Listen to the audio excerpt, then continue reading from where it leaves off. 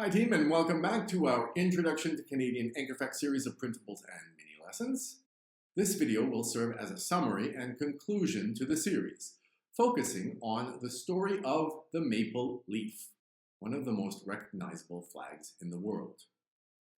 We started this series talking about how Canada has become a modern multicultural country with two official languages and a desire to incorporate its native people and foreign cultures into one combined Canadian identity. We saw that this story begins with the combined discovery of America by Columbus in 1492 and the discovery of North America by John Cabot in 1497. This led to the settlement of Quebec by the French in 1608, while the English were starting to settle further south in Virginia.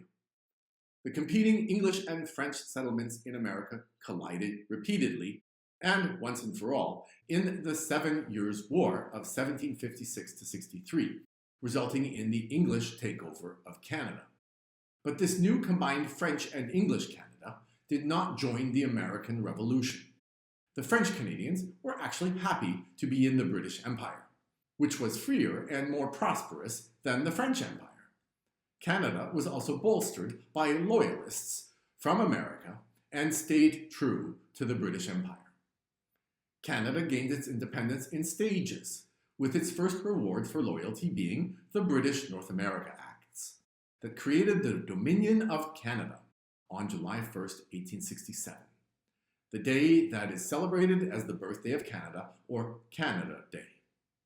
That version of Canada was not completely independent, however, as we saw in World War I, when the British declaration of war against Germany automatically included Canada. Only after the Statute of Westminster did Canada have a choice about what wars to participate in.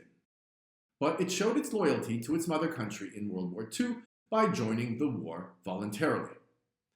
The Canada that emerged after World War II still had a Quebec problem after all this time. In 1970, the FLQ crisis and later votes in Quebec showed that nearly half of Quebecers would rather leave the country than stay. Will Canada still exist as a country in the future? It's hard to tell, but for now, one great symbol of unity remains: the maple leaf. It's surprising to learn that this symbol of Canada only became the national flag in 1965. Before 1965, this was the flag of Canada. It's called the Canadian Red Ensign. As you can clearly see, it still has the British flag in the top left corner. That's what we find in flags like those of Australia, New Zealand, and Bermuda to this day. It's a symbol of the British Empire, so it's not surprising that Canadians might choose to have a new symbol in modern times. But what are these other symbols in the ensign? The yellow lions on a red background represent England. The red lion on a yellow background represents Scotland. The lyre represents Ireland. And the fleur-de-lis, or symbol of lilies, represents France. And finally, of course, we see a sprig of maple leaves. Why the maple leaf? Well, all you have to do is travel to Ontario or Quebec and you will see maple trees everywhere. One of the most beautiful natural sights you can see is the changing of the leaves from green to yellow to orange and even red and purple. It's a natural wonder. And so is maple syrup. Canadian maple syrup is one of the most recognizable products that tourists snap up when they visit the country. Who could imagine pancakes without real Canadian maple syrup? Okay, now I'm getting hungry, but we need to get back to the story. Why doesn't Canada still have this flag? Well, it's not part of the British Empire anymore. In strange ways that most people don't understand, Canada is still part of Britain to this day. It's why you still see British monarchs on Canadian money.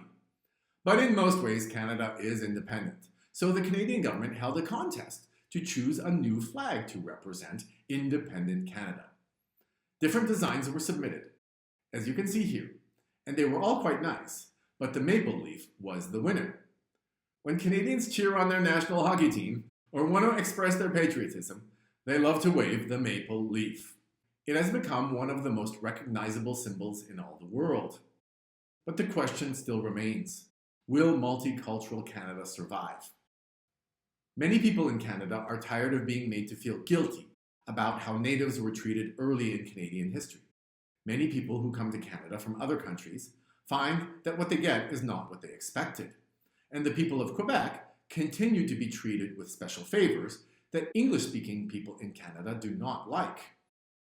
With the United States, a colossus of a nation just next door, Canadians still cling to a Canadian identity, however, even if they aren't always clear what that is. One thing they know is this: it's not America. And the maple leaf flag is something they look at every day to remind them. Thanks for participating in our Anchor Fact series on Canadian history. If you've enjoyed this introduction to Canadian history, then you might enjoy our growing catalog of printables and mini lessons in your continuing homeschooling journey. Please visit us at knowableworld.com for more information on how you can use our live program, recordings, printables, and many other resources to learn history like never before. See you again soon.